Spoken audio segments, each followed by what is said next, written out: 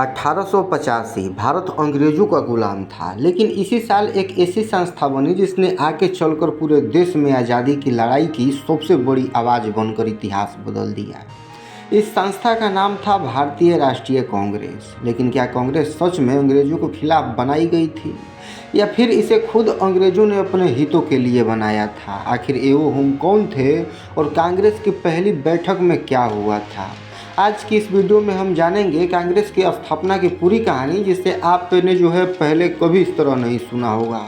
तो वीडियो को स्टार्ट करते हैं 1885 से पहले की भारत की स्थिति से। 1857 की क्रांति के बाद अंग्रेजों ने भारत पर अपनी पकड़ और मजबूत कर ली थी। भारतीयों को बड़े सरकारी पद नहीं मिलते थे, भारी टैक्स वसूले जाते थे। किसानों और व्यापारियों की हालत बहुत खराब थी। देश के अलग अलग हिस्सों में पढ़े लिखे भारतीय अंग्रेज सरकार की नीतियों का विरोध कर रहे थे, लेकिन उनकी आवाज़ बिखरी हुई थी। पूरे भारत के लिए कोई एक राष्ट्रीय मंच नहीं था। एलन ऑक्टेवियन हुम एक ब्रिटिश ICS अधिकारी थे।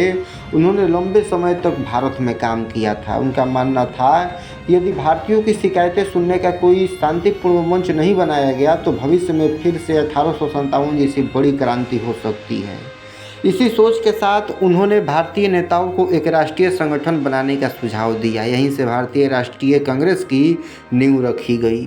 28 दिसंबर 1885 को मुंबई के गोकुलदास तेजपाल संस्कृत कॉलेज में कांग्रेस का पहला अधिवेशन आयोजित हुआ। इस अधिवेशन में देश के अलग अलग क्षेत्रों से 72 प्रतिनिधियों ने भाग लिया। पहले अध्यक्ष बने व्योमेश चंद्र बनर्जी, WC बनर्जी जिसे कहते हैं। यहीं से भारतीय राष्ट्रीय कांग्रेस का औपचारिक जन्म हुआ। शुरुआत में कांग्रेस का उद्देश्य अंग्रेजों को हटाना नहीं था। उस समय कांग्रेस की प्रमुख मांगें थी भारतीयों को सरकारी नौकरियों में अधिक अवसर मिले, विधान परिषदों में भारतीय प्रतिनिधित्व बढ़े और टैक्स व्यवस्था में सुधार हो, जनता की समस्याएं सरकार तक पहुंचे और पूरे भारत के नेताओं को एक मंच पर लाया जाए। कांग्रेस शुरुआती वर्षों में संवैधानिक और शांतिपूर्ण तरीकों से अपनी मांगें रखती थी। इतिहासकारों के बीच इस विषय पर अलग अलग मत है। एक मत के अनुसार एओ हुम ने कांग्रेस की स्थापना इसलिए करवाई ताकि भारतीयों के असंतोष को शांतिपूर्ण दिशा दी जा सके। इसे सेफ्टी वॉल्व थ्योरी कहा जाता है। दूसरे इतिहासकारों का मानना है कि भारतीय नेताओं में पहले से ही राष्ट्रीय संगठन बनाने की इच्छा थी। ह्यूम ने केवल उसे संगठित करने में मदद की। आज भी इस विषय पर इतिहासकारों में चर्चा होती रहती है। समय के साथ कांग्रेस के अंदर दो विचारधाराएं उभरने लगी, एक नरम दल, दूसरा गरम दल।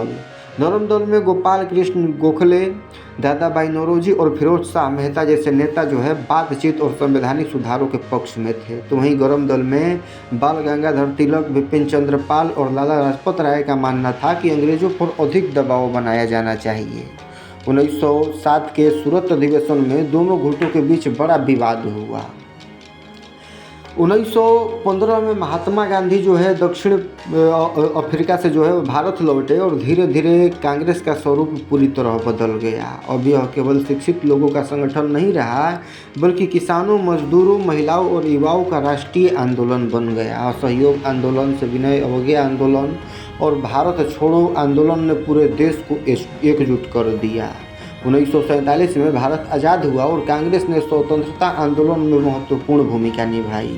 आज़ादी के बाद यही संगठन एक प्रमुख राजनीतिक दल के रूप में सामने आया और स्वतंत्र भारत की पहली सरकार वो बनाई। भारतीय राष्ट्रीय कांग्रेस की शुरुआत केवल 72 प्रतिनिधियों से हुई थी, लेकिन आगे चलकर यही संस्था भारत के स्वतंत्रता संग्राम का सबसे बड़ा मंच बन गई। हालांकि कांग्रेस के इतिहास से जुड़े कई पहलुओं पर इतिहासकारों के अलग अलग मत हैं, लेकिन इसमें कोई संदेह नहीं है कि इस संगठन ने आधुनिक भारत के राजनीतिक इतिहास को गहराई से प्रभावित किया।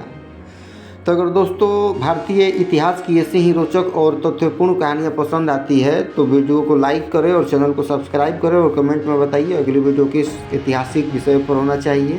तो धन्यवाद दोस्तों, मिलते हैं एक और इंटरेस्टिंग वीडियो में। तो धन्यवाद।